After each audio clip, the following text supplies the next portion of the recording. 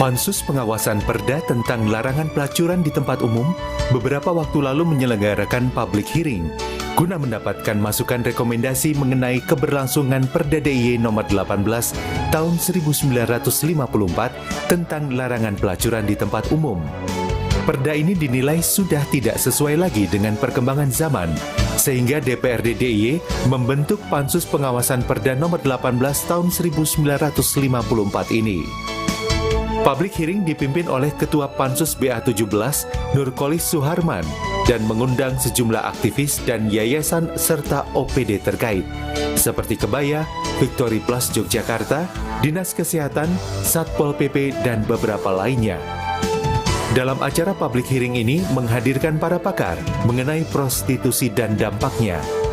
Hadir sebagai narasumber peneliti BRIN Istiana Hermawati.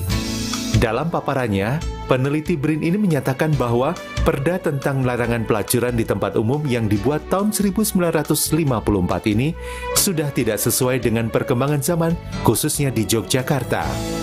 Menurut Istiana, beberapa faktor meningkatnya prostitusi di DIY disebabkan karena persoalan ekonomi, perubahan sosial budaya, perkembangan teknologi, dan rendahnya kesadaran masyarakat. Sehingga perlu adanya rangkulan khusus terhadap pekerja seks. Pelacuran di daerah istimewa Yogyakarta mengalami peningkatan selama tahun 2023 karena adanya beberapa faktor, sehingga perlu aturan yang berisi tentang pengembangan ekonomi lokal dan libatan komunitas LSM, serta edukasi seksual kepada masyarakat. Sementara itu, Direktur Yayasan Kebaya Yogyakarta, Vinolia Wakijo, lebih menyoroti kaum rentan para pekerja seks ini. Para pekerja seks sebagian besar terjun di dunia tersebut karena faktor ekonomi, sehingga pemerintah perlu memikirkan jalan keluar dengan memberikan pekerjaan bagi para pekerja seks tersebut. Sementara itu, Ketua Pansus, Nurkolis, memberikan apresiasi besar kepada perjuangan seluruh yayasan terkait, serta memastikan bahwa masukan yang telah dipaparkan akan menjadi pertimbangan dalam pembuatan rekomendasi hasil pengawasan Perda nomor 18 tahun 1954 tentang larangan pelacuran di tempat umum. Nah, di beberapa daerah, pelacuran dilarang dan diatur oleh Perda. Sebagai contoh, Perda nomor 8 seri E tahun 2005 di Tangerang. Ini melarang pelacuran di tempat seperti hotel, restoran, tempat hiburan, dan lokasi pelacuran. Nah, ini kalau kita lihat relatif lebih kesini ya dibanding Perda yang kita miliki di DIY, karena ini tahun 2005 di Tangerang. Nah, dalam konteks sosial, fenomena pelacuran ini selalu menjadi perhatian. Pertanyaan yang muncul, mengapa fenomena ini tidak pernah usai dalam kehidupan sosial? Bagaimana kita seharusnya menyikapi fenomena ini? Dan kajian tentang pelacuran ini melibatkan aspek seperti konstruksi sosial, gender, dan norma-norma yang ada. Nah, kenapa topik ini menjadi penting? Karena terkait dengan beberapa hal. Yang pertama, norma sosial dan moral. Pelacuran dianggap melanggar dan merendahkan norma sosial dan moral. Dan dalam pandangan hukum Islam, pelacuran dikecam keras dan diharamkan karena merusak harkat dan martabat manusia. Dan saya pikir di aturan agama yang lain pun juga sepakat bahwa ini juga bukan praktek yang baik. Dari aspek kesehatan masyarakat, pelacuran dapat menyebabkan penyakit menular seksual jika tidak diatur dengan baik. Nah, larangan dilakukan ini untuk melindungi kesehatan masyarakat secara umum, karena yang terkena tidak hanya pelacur dan penggunanya, tapi juga berdampak pada pihak lain yang di luar itu, seperti istri, kemudian kalau yang ditularkan itu misalnya HIV, bisa juga menurun ke anak. Nah, yang aspek ketiga, ketertiban dan keamanan. Pelacuran di tempat umum dapat mengganggu ketertiban dan keamanan lingkungan. Dan ini berpotensi meningkatkan potensi tindak kriminalitas di tempat umum, karena biasanya yang terjadi di tempat praktek prostitusi, di situ juga terjadi praktek penggunaan nafsa, kemudian minum-minuman keras dan Ini menjadi pemicu terjadinya tindak kriminal. Nah, oleh karenanya perda yang ada sering melacang pelacuran di lokasi seperti hotel, tempat hiburan, dan rumah penduduk. Di samping itu sebenarnya larang ini juga dalam rangka melindungi PSK-nya sendiri dari eksploitasi dan banyak penyalahgunaan. Jadi yang terjadi di masyarakat maaf sebenarnya saya itu risih pakai kata pelacur, tapi karena perdanya masih menggunakan istilah ini, terpaksa kami pakai. PSK-nya ini kadang itu mereka menjadi PSK bukan karena keinginannya, tapi ada banyak faktor seperti faktor ekonomi, seperti karena dia juga merupakan korban perdagangan orang karena ada eksploitasi dari pihak-pihak tertentu. Itu yang kami temukan di lapangan.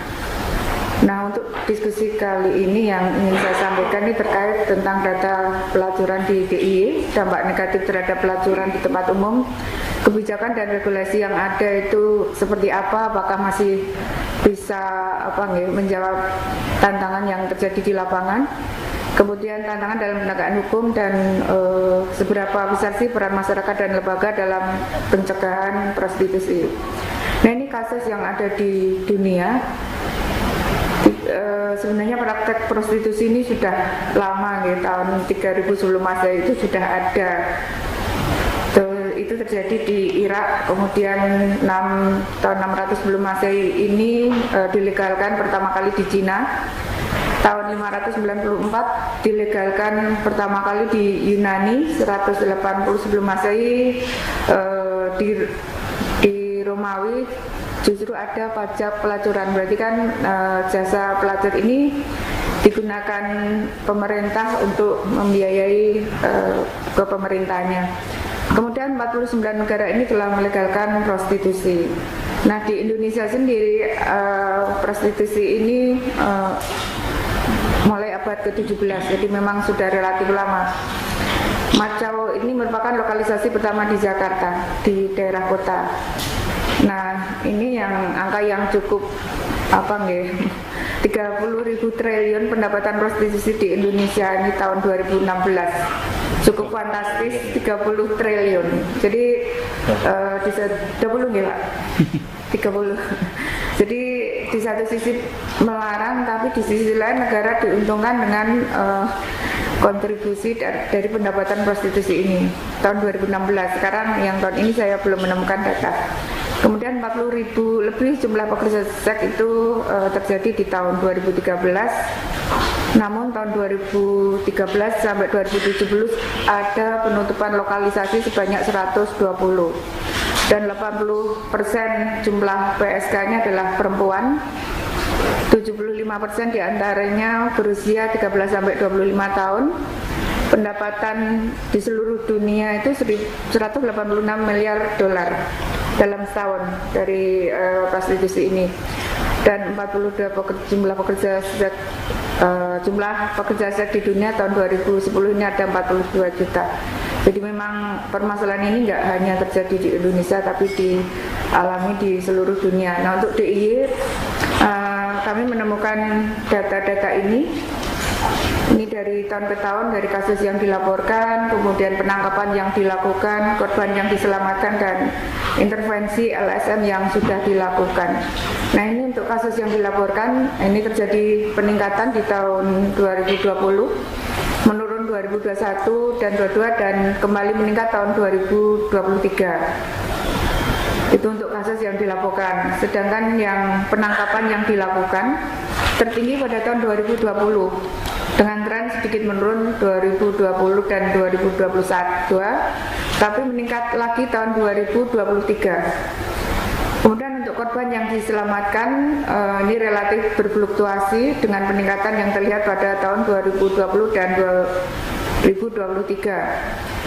Dan intervensi NGO atau LSM ini menunjukkan peningkatan yang stabil dengan lonjakan pada tahun 2023. Nah, maknanya apa? Kenapa tahun 2023 ini cenderung meningkat?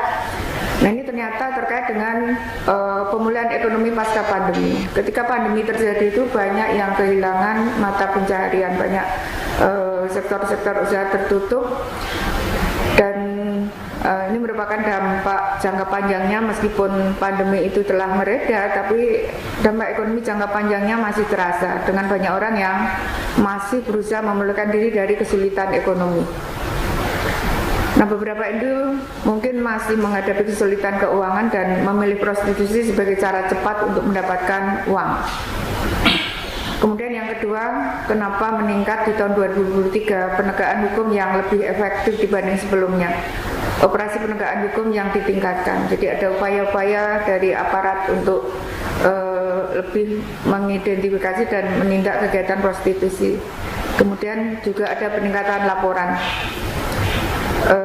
Masyarakat semakin sadar dan mau melaporkan kegiatan ilegal yang terjadi di masyarakat, terutama yang terkait dengan prostitusi.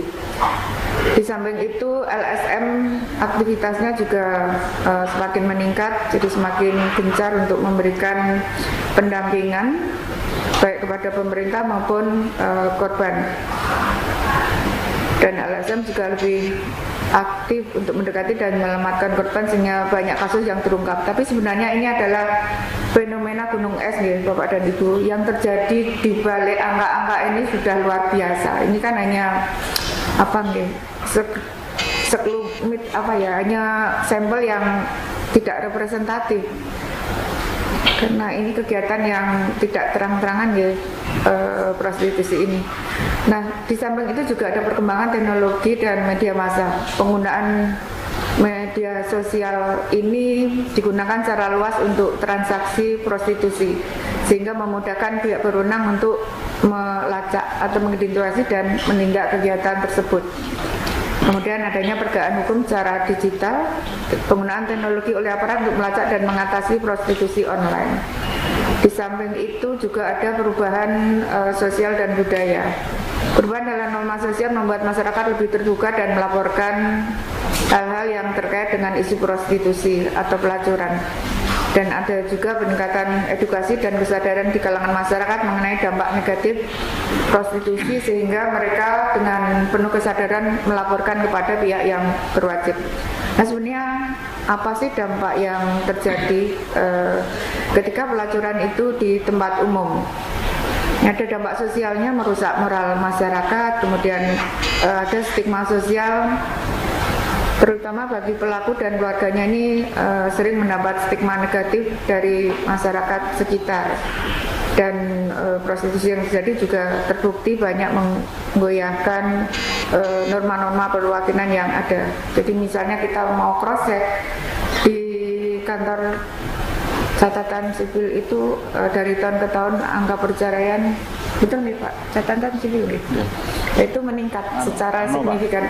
Pengadilan agama itu meningkat secara signifikan dan jumlah kasusnya banyak karena perempuan yang melapor. Kemudian dampak kesehatan, penyebaran penyakit menular ini sudah sedemikian rupa terjadi. HIV/AIDS, kemudian VO dan sifilis ini sudah sedemikian rupa menyebar. Kemudian kesehatan mental baik pelaku maupun pengguna sebenarnya sering mengalami gangguan mental seperti depresi dan kecemasan. Nah, sekarang kita kembali ke regulasi dan kebijakan yang ada. Tadi kan di masyarakat terjadinya seperti itu, datanya sudah sedemikian meresahkan, kemudian dampak-dampak negatif juga teridentifikasi. Nah, kita sekarang melihat regulasinya seperti apa. Yang pertama itu regulasi yang terkait dengan prostitusi atau pelacuran. Undang-Undang Nomor 21 Tahun 2007 tentang pemberantasan tindak pidana perdagangan orang.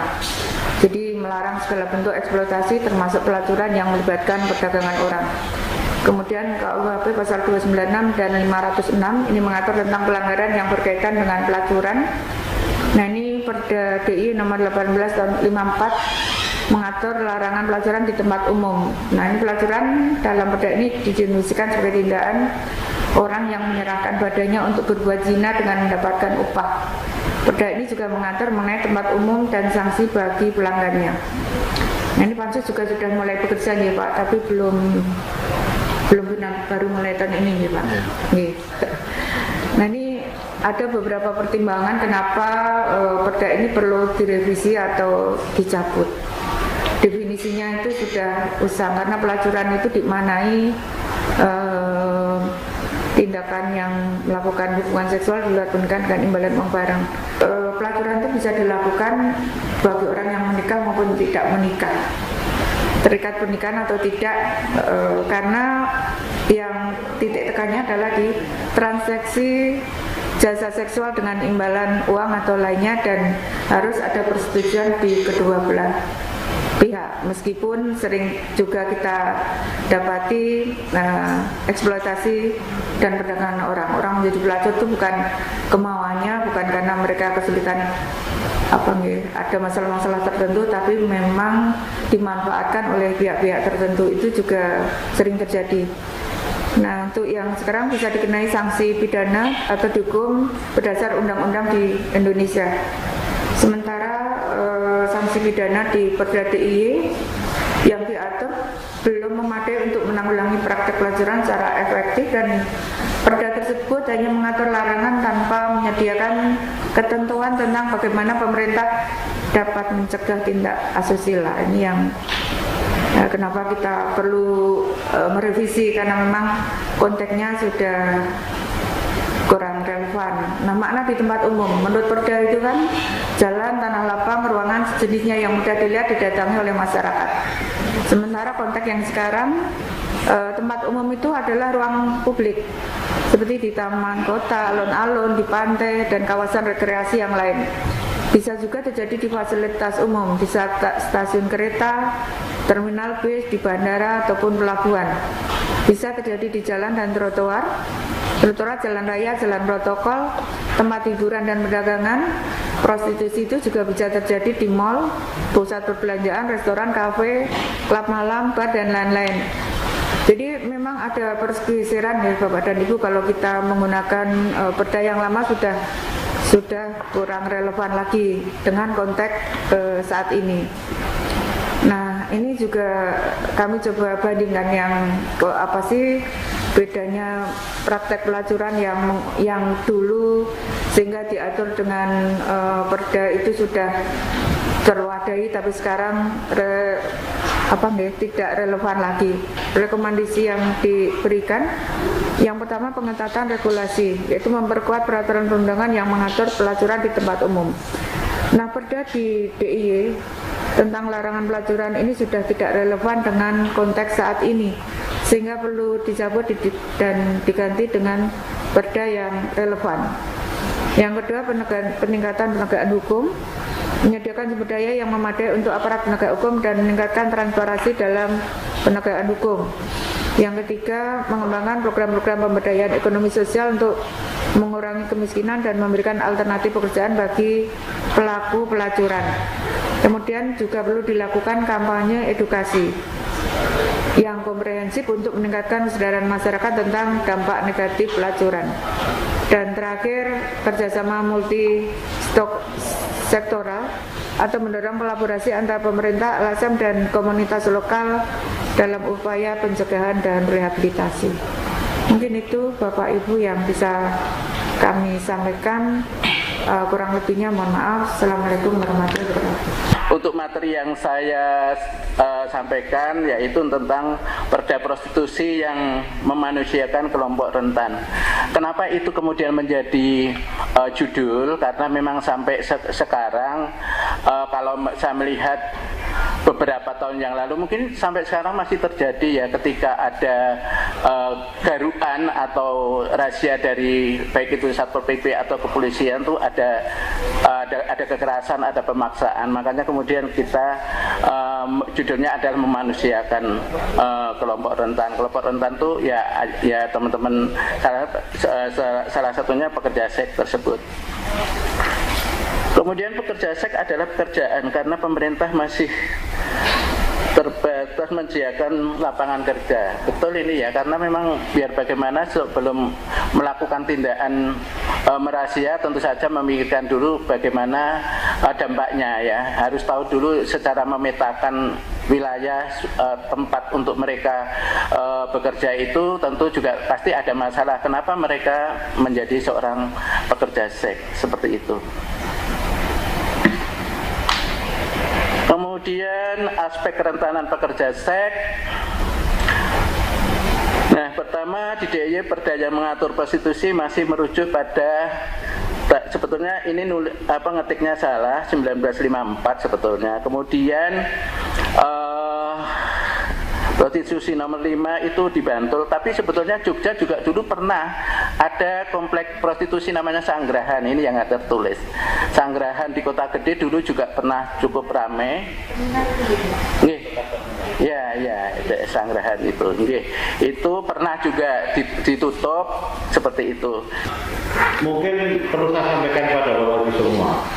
Di Perda nomor 18 tahun 44 itu hanya terdiri dari 6 pasal. Hanya 6 pasal. Yang pertama itu pengertian pelaturan, pasal pertama. Pasal kedua itu pengertian tempat-tempat umum. Kemudian pasal 3 itu tentang tentang ya peringatan saja, tentang peringatan. Kemudian pasal 4 ini sama saja dengan peringatan. Pasal 5 ini tentang sanksi. Sanksinya itu hukuman kurungan yang selama-lamanya 1 bulan dan atau denda setinggi-tingginya Rp100. Kalau pasal 6 hanya peraturan rakyat. Jadi Perda kita itu hanya memuat 6 pasal, sehingga ini sudah tidak bisa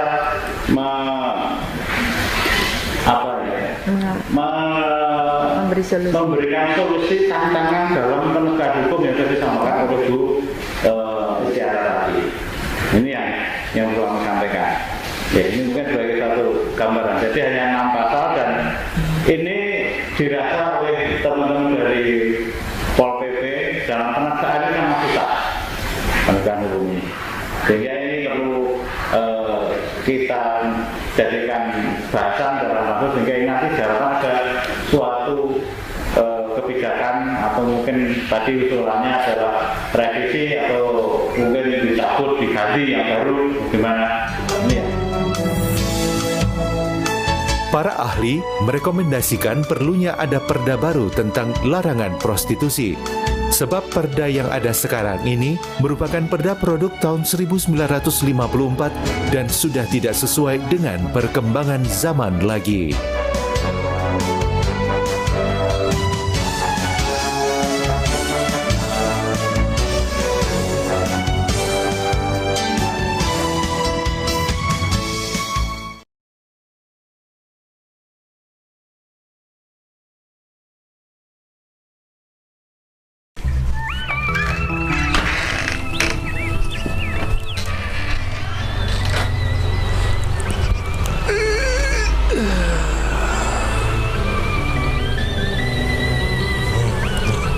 Nyirami sik lah.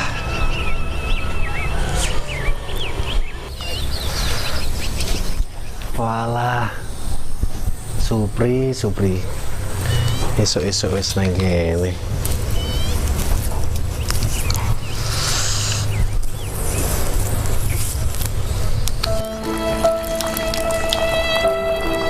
Mesake tenan Supri kae. Wis ra ndek wong tuwa. Ra sekolah, kerjane serabutan, mesake.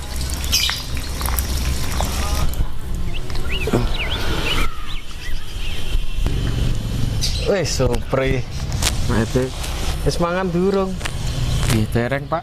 Nah, langsung pripun mulai niki. Wah, Pak RT, Supri. Mas Andi. Apa iki? Dereng mangan, ra duwe duit. Alah, pri. Saiki.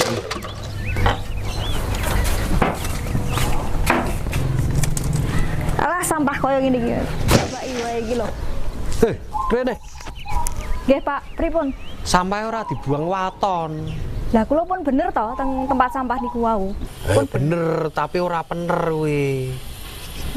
Oh, wis, Rene, Pri, sisan Rene. Ayo, halo aku sik.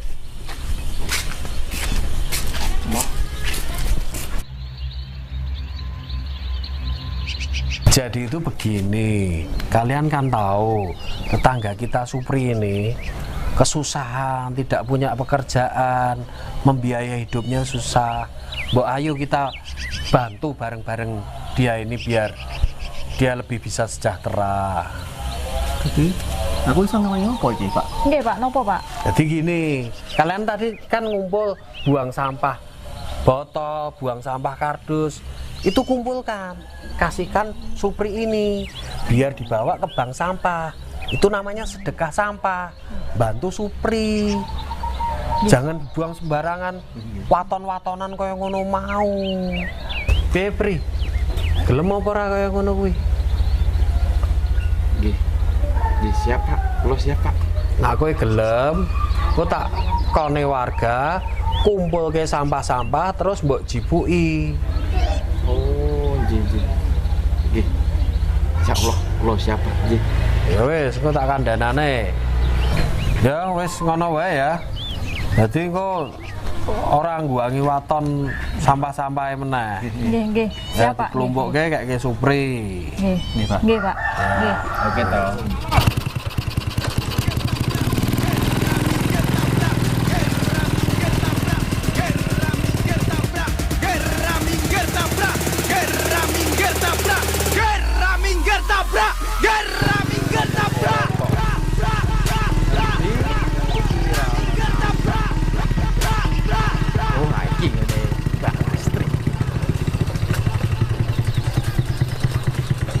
Kula nuwun Mbak Lastri. Gadah sampah mboten niki? Oh nggih. Nah, alhamdulillah.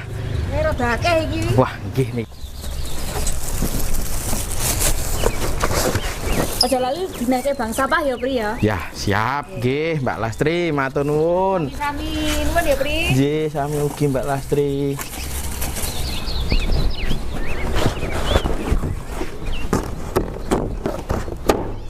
Urip iku urup.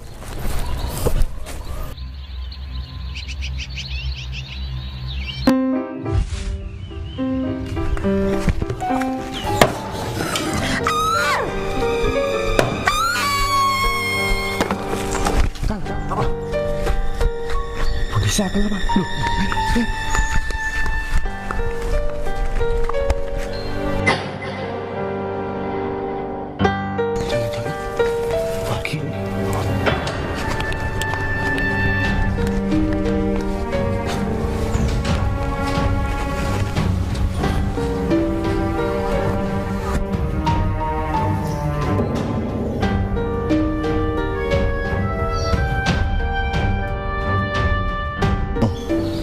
Merah-merah itu pasti. Gimana ini? Bedut aja yuk. Yuk.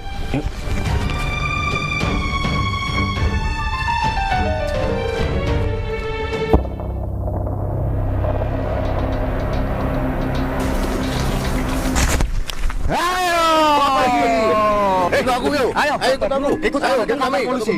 Sabar dulu. Ini apa? Saya jelaskan. Sabar dulu. Sabar dulu, Pak. Merah-merah ini apa ini? Loh. Pasti darah toh ini. Sabar dulu, Pasti Pak. Sabar dulu. istrimu kamu penalti toh ini. Saya bisa jelaskan. Sabar dulu, Pak. Sabar dulu. Ini, jadi ini bukan darah, ini buah naga. Ini, Pak. Oh, jadi merah-merah itu buah naga toh? Iya. Sabar dulu, saya jelaskan dulu. Ini sampah organik. Saya mau daur ulang ke sini. Nanti jadi kompos seperti ini. tanah kita jadi subur, sampah jadi berkah. Terus yang teriak tadi istrimu? Gini ceritanya.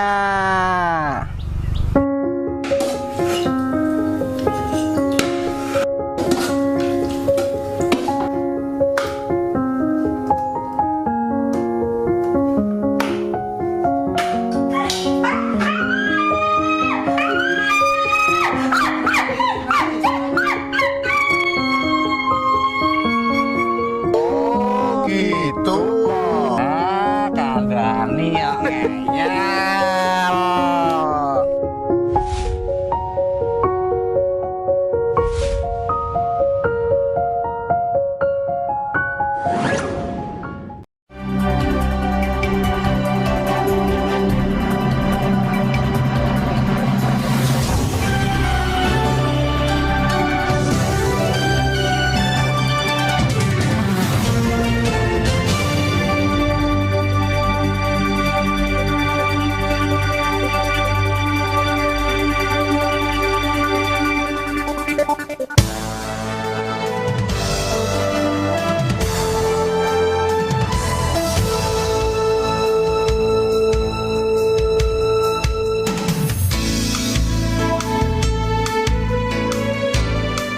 Setelah mendengarkan paparan dan pendapat para ahli, Pansus Pengawasan Perda Larangan Pelacuran di Tempat Umum mendengarkan masukan dan paparan dari perwakilan organisasi dan OPD yang diundang untuk memberikan masukan.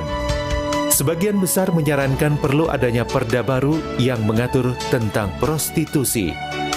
Perwakilan dari Yayasan Victory, PKBI DIY, Pusat Kajian Law, Gender and Society Fakultas Hukum UGM, dan dari Satpol PP Pemda DIY memberikan pandangan dan masukannya. Berikut masukan dan pandangan mereka.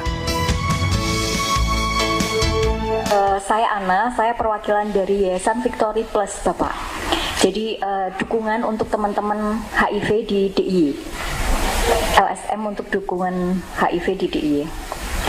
Yang pertama, apresiasi buat Dewan karena perjalanan prostitusi di DIY ini baru saat ini mulai dibahas kembali Perda Pelacuran tahun 54. Jadi kalau nggak salah sudah 10 tahun yang lalu ini juga diangkat, tetapi alhamdulillah ini merupakan perjuangan panjang kami bersama teman-teman pekerja seks di DIY. Yang pertama, saya kebetulan lebih dulu belajar. Saya pernah di Keramat Tunggak belajarnya, Pak. Jadi sebelum ditutup, saya pernah belajar di Doli, saya pernah belajar di Gambilangu, Kudus, perbatasan Kudus Semarang. Jadi hampir semua prostitusi termasuk Turki, turun kiri dari Sentani ke Jayapura, dari Jayapura ke Sentani gitu, ke Turki gitu. Iya, iya, karena saya belajarnya di Pasar Kembang 10 tahun, Pak, Mucikari, begitu. Beruntung sekali hari ini mulai dibahas kembali Perda Pelacuran tahun 54. Memang relevansinya sudah tidak efektif lagi. Yang pertama memang harus dirubah, Bapak. Tidak hanya sekedar walaupun tadi pasalnya 6, tetapi ini memang harus kita rubah sesuai dengan konteks kekinian saat ini. Ada beberapa yang perlu kami sampaikan, Bapak. Kebetulan Dinas Kesehatan, saya nggak tahu rawuh atau tidak, karena kami bersama Dinas Kesehatan di tahun 2022 mengadakan pemetaan untuk populasi kunci. Maksudnya pemetaan untuk populasi-populasi yang berisiko tinggi terhadap penularan HIV.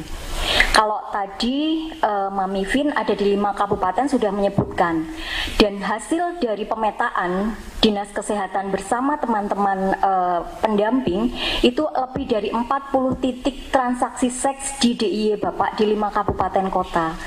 Dan fenomenanya sekarang tidak hanya di lokasi-lokasi tertentu. Tadi sudah disampaikan ada model online, dan online ini yang memang sangat perlu ada regulasi yang jelas.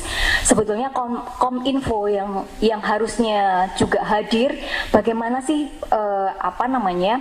memutus mata rantai untuk penularan-penularan yang memang berisiko tinggi terhadap kesehatan masyarakat di DIY. Dari hasil pemetaan lebih dari 400 titik transaksi seks itu mungkin perlu dijadikan wacana, tidak hanya sekedar wacana, tapi ini bahan untuk membuat regulasi yang ada saat ini. Kemudian hasil survei terpadu nanti biologis. datanya kan diberi ya Pak? Iya Pak, saya juga minta dari Dinas Kesehatan. Ini di P2 tidak ada disposisi ke beliau, makanya saya cross check Bapak. Kenapa nggak ada Dinas Kesehatan atau mungkin dari perwakilan Dinas Kesehatan di bidang lain begitu. Tapi saya mendapatkan hasil pemetaan tahun 2022 karena kami juga melakukan bersama teman-teman Dinas Kesehatan lebih dari 40 titik transaksi seks. Kemudian yang kedua hasil survei terpadu biologis perilaku. Itu ada waria yang yang disurvei, kemudian pekerja seks, kemudian ada laki-laki seks dengan laki-laki, kemudian kalau penasum tidak, tetapi laki-laki seks dengan laki-laki, waria dan pekerja seks. Dan angka sipilis itu tinggi Bapak. Saya tidak pasti menyampaikannya, nanti bisa di cross check hasil survei terpadu biologis karena hari ini di nasional sedang berlangsung pembuatan rencana aksi nasional terkait dengan HIV, infeksi menular seksual secara nasional begitu. Dan ini menjadi rujukan untuk pembuatan strategi rencana aksi nasional. Nah, mungkin yang saya perlu sampaikan Bapak terkait dengan prostitusi di DIY, selain dari hasil fakta-fakta yang tadi saya sampaikan, apakah ini sudah sampai ke pembuatan naskah akademik? Kalau memang dibutuhkan, kami siap Bapak untuk jadi tim pembuat naskah akademik. Karena perjuangan, kebetulan saya belajar di isu HIV dan prostitusi ini sejak tahun 95. Jadi sekarang sudah 2024, hampir 29 tahun. Paling tidak 30 tahun karya-karya saya mungkin bisa didokumentasikan juga begitu ya. Itu salah satunya. Nah, yang perlu nanti teman-teman di sini ada pakar-pakar juga terkait dengan prostitusi. Ada teman-teman PKPI, kemudian ada Vesta yang mungkin lebih relevan. Tetapi paling tidak ini menjadi patokan untuk kedepannya Pak. Gitu sebelum selesai tugas Bapak Ibu di DPR tahun ini selesai ya Pak ya? Iya, tahun ini selesai. Hasil kerja keras Bapak Ibu itu menjadi pijakan kami untuk selanjutnya. Paling tidak itu Pak yang bisa saya sampaikan. Nanti dokumen-dokumen yang sudah ada nanti akan kami sampaikan, termasuk bagaimana relevansinya terkait dengan prostitusi. Kemudian kita juga ada prostitusi dan perdagangan anak yang mungkin itu menjadi poin penting untuk perda ini. Selain dari angka-angka kasus HIV yang nanti bisa disampaikan oleh Mbak Magda ataupun Mbak Dia. Dan kami kemarin ada satu persoalan besar Pak. Di Pasar Kembang itu lebih dari 8 orang pekerja seks hamil.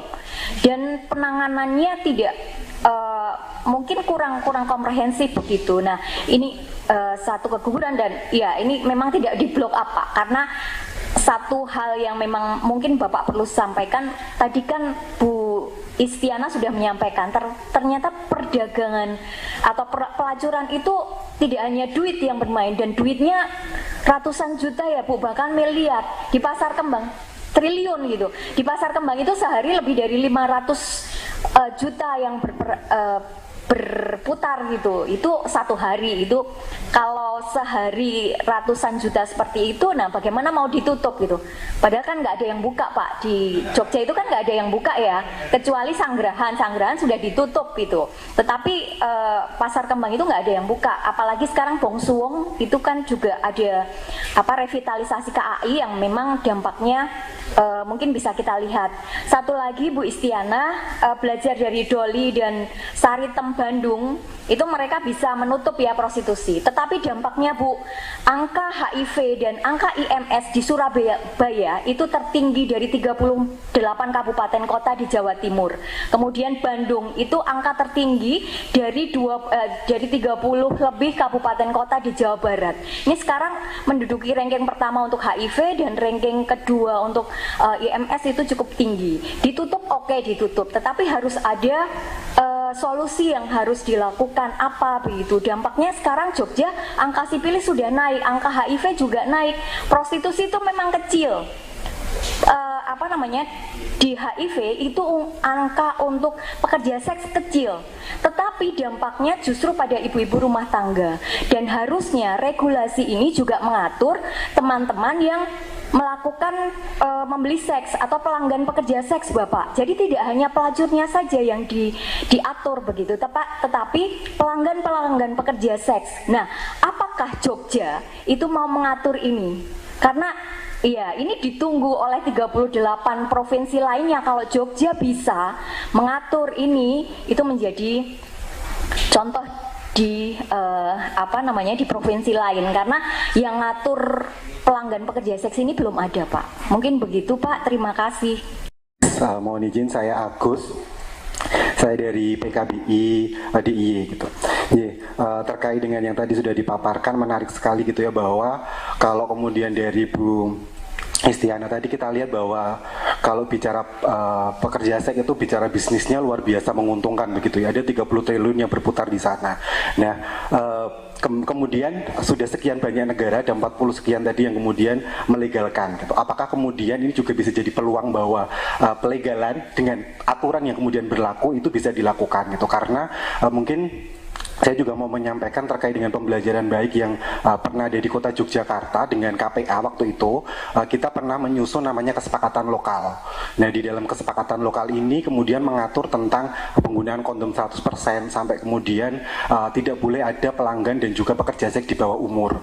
Artinya kan kemudian ini ada aturan yang kemudian jelas di sana untuk melindungi hak anak dan juga untuk melindungi penyebaran HIV dan juga IMS. Ini menjadi satu hal. Apakah kemudian ini perlu dikaji ulang, apakah kemudian ini bisa justru kemudian jadi satu peluang gitu ya, kalau kemudian kita bicara bisnis tadi sangat menguntungkan gitu. Nah, kemudian hal yang lain tadi adalah ketika disampaikan terkait dengan analisis SWOT gitu ya, kalau kemudian saya baca gitu terkait di kelemahan dan ancaman, itu kok jauh lebih besar ya daripada kemudian ini peraturannya ada gitu. Apakah kemudian itu perlu dikaji ulang lagi bahwa kalau bicara tentang peraturan pelarangan itu, apakah itu perlu ada atau kemudian ada peraturan lain yang kemudian bisa mengakomodir di sana gitu. Karena kalau tadi analisis SWOT-nya bicara tentang kesehatan, ya di peluang dan ancaman itu ada semua gitu. Bahkan kemudian di ancaman menjadi lebih besar karena tidak terkawal gitu kan, kalau disampaikan di analisis SWOT tadi. Itu menjadi satu catatan. Lalu kemudian di hal yang lain, sependek saya berpengalaman dengan PKBI, ada beberapa hal yang kemudian pengen saya sampaikan yang mungkin tadi sudah disampaikan juga oleh Mbak Ana gitu. Yang pertama bahwa bicara tentang pekerja seks, tentu faktor risiko kesehatan itu menjadi satu hal yang perlu difikirkan. Artinya kemudian ketika ada kebijakan atau kemudian peraturan perlu juga mensinkronkan ke sana gitu, bahwa kita punya Perda 10 tentang Perda nomor 3 tahun 2023 tentang HIV itu juga perlu disinkronkan terkait dengan penanggulangan HIV gitu.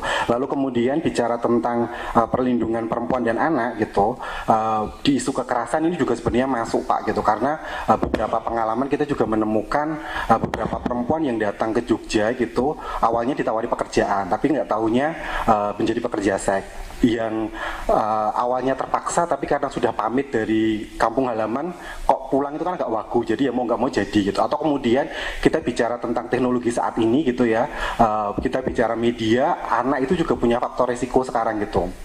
Beberapa pengalaman di teman-teman Kabupaten Kulon Progo gitu, Gunung Kidul, karena kami PKBI ada di 5 kabupaten kota gitu, di Gunung Kidul itu sudah menemukan pelajar SMA yang kemudian menjadi pekerja seks gitu ya, karena hal mungkin beli pulsa, hal yang sepele ya sebenarnya kalau orang dewasa, tapi kemudian ini pada anak bisa sampai dia menjadi pekerja seks. Ini menjadi satu catatan bahwa ada irisan isu terkait dengan perlindungan anak dan juga perempuan, termasuk kemudian ketika kita bicara tentang perempuan yang dia menjadi pekerja seks itu juga punya ancaman mengalami kekerasan gitu, khususnya pada penggunaan media aplikasi gitu, karena ini tidak terkawal, nggak tahu janjiannya di mana gitu. Mungkin terakhir kasus yang mencuat itu kan yang di Kaliurang gitu, yang kemudian dimutilasi, itu kan juga pekerja seks juga yang kemudian dia transaksi melalui online gitu. Artinya kalau kemudian kita juga akan buat kebijakan, maka aturannya juga harus sampai pada kerana pemanfaatan teknologi tadi yang kemudian perlu diperhatikan gitu. Lalu kemudian hal yang lain juga adalah tadi saya sepakat dengan Mbak Ana bahwa selama ini kemudian yang diatur adalah perempuan sebagai objeknya gitu. Tapi bagaimana kemudian pelanggan pekerja seks ini juga perlu diatur secara peraturan gitu. Atau kemudian ketika tadi disampaikan di perda yang lama ini kan poinnya tentang sanksi. Nah, ada kemungkinan bahwa pekerja seks ini adalah di bawah umur. Nah, bagaimana kemudian sanksi yang diatur juga harus disesuaikan kalau menurut saya begitu. Dan kemudian hal yang lain juga adalah ketika kita bicara tentang pekerja seks gitu ya, tadi disampaikan di awal bahwa penutupan itu bisa jadi bukan solusi gitu, karena transaksi seksual tetap akan ada gitu selama kemudian masih ada yang nyari jasanya gitu. Ini kan artinya bahwa mau dibubarkan, mau disembunyikan kemanapun, kalau masih ada yang nyari itu bisa digulei gitu kemanapun dia cari gitu. Maka kemudian menjadi penting adalah edukasi iya, tapi kemudian hal yang lain, kalau kemudian belajar dari beberapa pengalaman di PKBI, kalau kemudian mau mengubah cara pandang, membuat teman-teman pekerja seks ini menjadi beralih profesi, maka ya mereka harus disiapkan ya secara keterampilannya, secara skillnya gitu. Kalau kemudian solusinya hanya dibubarkan atau kemudian dibuat aturan, ya nggak akan selesai gitu. Tapi kemudian bagaimana mereka mempunyai kesadaran secara penuh untuk kemudian memilih untuk menjadi tidak menjadi pekerja seks lagi, dan itu memang menjadi PR gitu, bahwa terkait dengan keterampilan dan juga skill harus ditingkatkan. Mungkin itu dulu dari saya. Terima kasih. Saya di Victory Plus untuk dukungan bagi orang yang sudah hidup dengan HIV di DIY. Kami melakukan intervensi ke 4 kabupaten kota, karena Kabupaten Kulon Progo sekarang nggak dapat intervensi dari donor asing, sehingga kita nggak bisa ngopeni orang dengan HIV yang ada di sana, termasuk pekerja-pekerja seks yang istilahnya harus kami screening di Kulon Progo. Dan kalau kita bicara HIV, kita coba buka mata. Ini yang kami dukung di 1 semester ini, Januari sampai Juni, walaupun ini akumulatif Pak, kalau bicara pekerja seks langsung, karena kami mendukungnya adalah langsung dan tidak langsung. Langsung itu yang kami temukan dari hasil tes HIV seperti di Pasar Kembang, di Bongsuwung, kemudian di Jalan Kabupaten, di Parangkusumo, kemudian di Kalasan. Itu kita mendampingi ada 87 orang pekerja seks yang HIV positif. 87 orang, akumulatif ya Bu. Kemudian yang tidak langsung itu seperti mbak-mbak di karaoke, kemudian panci pijat, ya salon plus yang salonnya nggak pakai gunting Pak. Itu ada 74 orang yang sudah HIV positif. Dan kita buka mata bahwa intervensi kalau di Pasar Kembang, Bongsuwung, Parangkusumo itu intervensinya cukup bagus, sehingga secara berkala kerjasama dengan dinas kesehatan mereka turun dan dilakukan tes sekaligus. Yang terinfeksi HIV akan kami dampingi untuk intervensi pengobatan rutinnya. Tapi bagaimana? Tadi saya setuju sekali Bu Ana dengan Mas Agus. Intervensi belum ada untuk pelanggan pekerja seks, dan kami ada angkanya Pak. Karena ketika kami gali, khususnya laki-laki yang kemudian terinfeksi HIV, itu kami gali. Apakah melakukan perilaku beresiko? Perilaku beresiko itu melakukan hubungan seks lebih dari 1 orang, nggak pakai kondom. Dengan siapa? Di mana? Itu kami gali dengan konseling. Dan kita harus buka mata, pelanggan pekerja seks yang HIV positif itu ada hampir 5 kali lipat pekerja seksnya. Ada 577. Sehingga ini menjadi salah satu indikator bahwa pelanggan pekerja seks itu sangat beresiko, dan mereka juga beresiko luas lagi karena menularkan pada pasangan resminya, misalnya dia punya istri di rumah, begitu. Ini yang harus kita istilahnya bersama harus terakomodir di perda ini. Kemudian tadi yang pelanggan pekerja seks langsung itu yang mereka jajan nih ke Parangkusumo, ke Bongsuwung, atau ke tempat-tempat lain. Tapi yang tidak langsung itu kalau kami codingnya itu ada 1202. Itu yang dia melalui online, kemudian pesen lewat aplikasi X, aplikasi Bitok dan lain-lain. Itu kecil, karena pasti biayanya lebih mahal daripada yang langsung ya gitu, karena online itu mbaknya kemasannya lebih bagus, casingnya lebih bagus, walaupun yang tidak langsung itu justru kami nggak bisa intervensi lewat aplikasi, itu cukup berat intervensinya, karena ketika kami masuk broadcast untuk pentingnya pakai kondom segala macam langsung di reject, langsung di blok begitu. Ini kecil yang pekerja seks tidak langsung, pelanggan pekerja seks tidak langsung, yaitu hanya 142, kecil. Lebih banyak yang dari pelanggan pekerja seks langsung begitu. Dan kami sangat berharap hampir seperti Perda HIV ada kolaborasi tanggung jawab OPD untuk melakukan intervensi baik kesehatan maupun terkait misalnya harus ada penegakan hukum di situ. Karena kalau tadi dari pekerja seks langsung yang kami dukung, tantangan utama adalah kalau bicara pekerja seks langsung yang ada di tempat transaksi seksual yang ada di DIY, mereka itu urban dari wilayah lain, itu cukup banyak. Dan ketika kita ada pandangan nggak, yuk coba berpikir tentang kebermaknaan hidupmu. Mereka istilahnya tidak bisa berkutik karena mereka tinggal utang, karena mereka sistemnya itu ngijon. Kalau Bapak Ibu ketahui, ngijon itu ambil hutang dulu ke mucikari, kemudian bayarnya pakai tenaga mereka, sehingga mereka istilahnya tidak bisa berhenti, tidak bisa kemudian beralih ke pekerjaan lain karena hutangnya cukup banyak. Dan itu terjadi di depan mata kita. Nanti Mas Agus boleh cerita, karena kita pernah mengangkat ini sebagai permasalahan trafficking, tapi ternyata ya tidak bisa kita kemonah lagi karena memang itu akan berputar terus menerus. Sangat bersyukur intervensi yang dilakukan oleh Dinas Kesehatan itu continue, sehingga kami bisa memantau pengobatannya, bisa memantau keberlanjutan jadi ketika mereka mangkir tidak putus tidak pengobatan, maka kami akan cari keberadaan mereka, walaupun tantangan utamanya mereka adalah mereka tidak berasal dari DIY. Itu Pak sedikit banyak dari kami untuk membuka paradigma kita semua. Terima kasih. Mungkin saya juga memberi masukan saja gitu. Kami karena pusat kajian ya, kami juga telah melakukan kajian dan berinteraksi dengan khususnya perempuan dan kawan-kawan waria yang pernah yang sedang atau mantan pekerja seks komersil gitu. Mungkin karena kami dari pusat kajian, jadi kami mungkin tadi condong ke yang perlu ada kajian ya, kajian yang komprehensif, karena beragam sekali nih bentuk-bentuk dari prostitusi ini. Ada yang mulai dari asal mulanya dari TPPO, ada yang mulainya memang karena faktor ekonomi, ada bahkan yang malah kami menemukan itu ada yang memang pingin kabur dari rumah karena dia tuh KDRT oleh suaminya, sehingga sebenarnya mereka itu masalahnya cuma saya dikasih rumah aman aja, saya dikasih rumah aman saya akan berhenti begini, begitu, ada yang pernah begitu.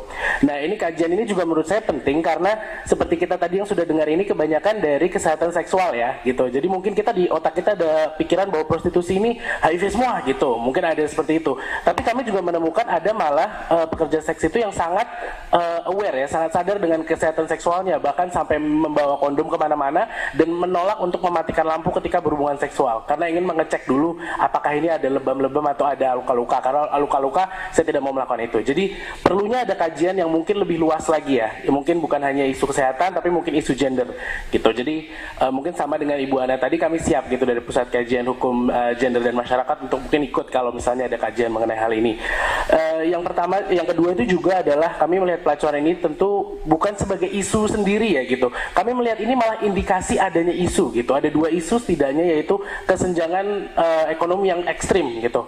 Karena ada faktor ekonomi tadi yang sudah dibilang berkali-kali, dan juga kekerasan berbasis gender yang struktural gitu. Seperti misalnya yang tadi suami itu KDRT istrinya dipaksa untuk mencari duit karena misalnya suaminya mabuk-mabuk judi online, bilang saya nggak mau tahu, pokoknya kamu harus kerja, terserah jadi pelacur atau gimana, pokoknya harus jadi harus jadi penopang keluarga gitu. Seperti ini pun ada kejadian fenomena-fenomena ini. Ini menunjukkan bahwa tidak ada satu solusi yang dapat menjawab seluruh fenomena ini gitu. Jadi perlu ada kajian khusus trennya tuh gimana sih gitu. Mulai dari masalah akarnya tuh apa? Karena kalau ini nggak bisa kita cuman pelacuran saja kita larang lalu udah nggak ada lagi solusinya apa alternatifnya. Karena itu kan sepertinya yang tadi kami didiskusikan bahwa memang itu hal yang perlu dijawab gitu. Ya, terkait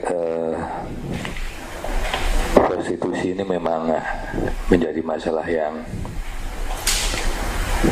tadi seperti buah si malakama aja. Karena ketika dilokalisasi nanti juga ada pertentangan, ketika dilarang juga nanti kemana-mana malah seperti itu. Tetapi apapun itu, kami dari Satpol PP DIY tetap mengendaki adanya sebuah aturan yang mengatur terkait prostitusi ini. Nah, dulu memang sudah ada Perda 18 tahun 1954 dan saya sudah matur ke Pak Nurkolis beberapa waktu yang lalu bahwa Perda itu memang sudah tidak relevan lagi, terutama dari sisi apapun dari semua pasal yang 6 pasal itu ketika diterapkan saat ini memang sudah tidak relevan lagi seperti itu. Dan waktu rapat pansus yang pertama kita memang sudah sepakat bahwa akan kita revisi Perda 18 tahun 1954 ini.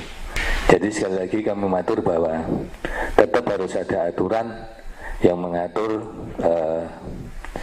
terkait prostitusi itu, baik nanti akan ada perda tersendiri yang mengganti Perda 18 tahun 1954 ini, atau nanti menempel dengan merubah Perda 2 tahun 2017 tentang ketertiban umum dan perlindungan masyarakat.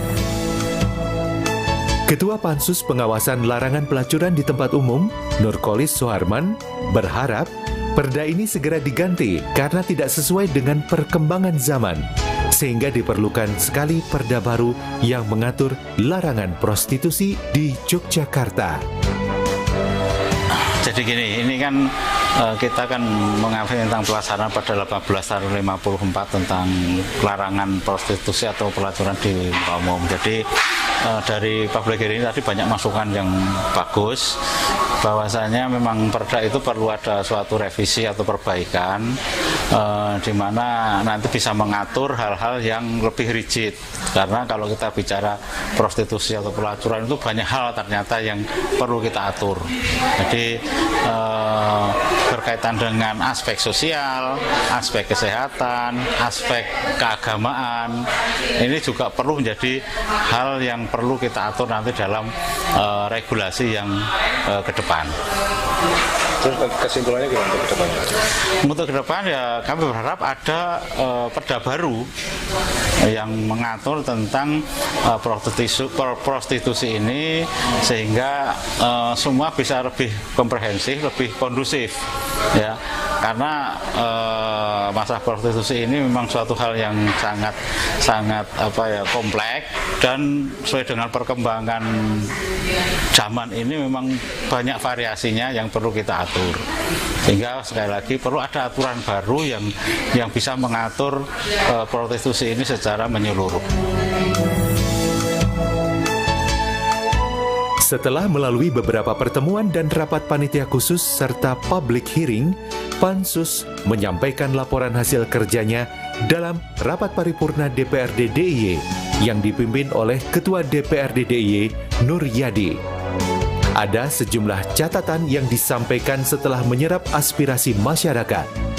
Selain itu, Pansus menyampaikan rekomendasinya, di antaranya berdasarkan uraian tersebut di atas, Perda DIY nomor 18 tahun 1954 tentang larangan pelacuran di tempat umum tidak sesuai dengan kaidah hukum serta perkembangan sosial dan budaya saat ini. Pansus merekomendasikan untuk menyusun perda baru atau merevisi Perda DIY nomor 2 tahun 2017 tentang ketentraman, ketertiban umum, dan perlindungan masyarakat dengan memasukkan norma tertib sosial yang di dalamnya mengatur tentang pelacuran. Hasil pembahasan dan rekomendasi. Setelah beberapa kali melaksanakan pembahasan dan rapat kerja, maka panitia khusus menyampaikan beberapa poin rekomendasi terhadap Perda DIY nomor 18 tahun 1954 tentang larangan pelacuran di tempat umum sebagai berikut. 1. Definisi dan pengertian pelacuran dalam perda ini tidak sesuai dengan perkembangan praktek prostitusi yang berkembang saat ini. 2. Secara empiris, sanksi sudah tidak bisa diterapkan dan tidak menimbulkan efek jera karena terkait dengan definisi yaitu pelacuran di tempat umum. 3. Fokus pada peraturan daerah ini terdapat pada larangan, namun tidak mengatur mengenai mekanisme pencegahan pelacuran dan pembinaan pelaku pelacuran. 4. Mengembangkan program pemberdayaan ekonomi dan sosial untuk mengurangi kemiskinan dan memberikan alternatif pekerjaan bagi pelaku pelacuran. 5. Melaksanakan kampanye edukasi serta penguatan keterlibatan masyarakat yang komprehensif untuk meningkatkan kesadaran masyarakat tentang dampak negatif pelacuran. 6. Mendorong kolaborasi antar pemerintah, LSM, organisasi masyarakat keagamaan dan komunitas lokal dalam upaya pencegahan dan rehabilitasi. 7. Diperlukan koordinasi dan sinkronisasi sesuai dengan tugas dan fungsi OPD terkait untuk penanganan pelacuran seperti Dinas Sosial, DP3 AP2, Satpol PP, Dinas Kesehatan, Dinas Tenaga Kerja, Dinas Koperasi dan UKM. Sehingga dalam penanganan pelacuran dapat berjalan secara terpadu dan komprehensif. 8. Bahwa berdasarkan uraian tersebut di atas, Perda DIY nomor 18 tahun 1954 tentang larangan pelacuran di tempat umum tidak sesuai dengan kaidah hukum serta perkembangan sosial dan budaya saat ini. 9. Pansus merekomendasi untuk menyusun perda baru atau merevisi Perda DIY nomor 2 tahun 2017 tentang ketentraman, ketertiban umum, dan perlindungan masyarakat dengan memasukkan norma tertib sosial di dalamnya mengatur tentang pelacuran. Hadirin yang kami hormati, demikian laporan hasil pembahasan Pansus DPRD DIY terhadap bahan acara nomor 17 tahun 2024 perihal pembahasan pengawasan Perda DIY nomor 18 tahun 1954 tentang pelarangan pelacuran di tempat umum. Untuk selanjutnya kami sampaikan kepada pimpinan DPRD DIY guna mendapat tindak lanjut sesuai mekanisme yang ada. Wassalamualaikum warahmatullahi wabarakatuh. Yogyakarta, 28 Juni 2024. Panitia khusus ban acara nomor 17 tahun 2024. Ketua Nurkolis Suharman SIPM SI, juru bicara Susiwati Lestari.